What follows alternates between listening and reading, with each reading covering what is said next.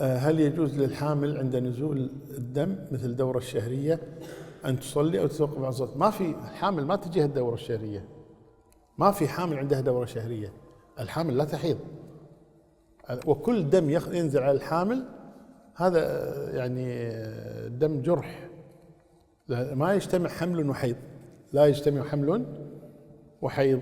فإذا كانت حاملا يقينا فإن هذا الدم جرح وليس حيضا، وبالتالي لا شك تصلي.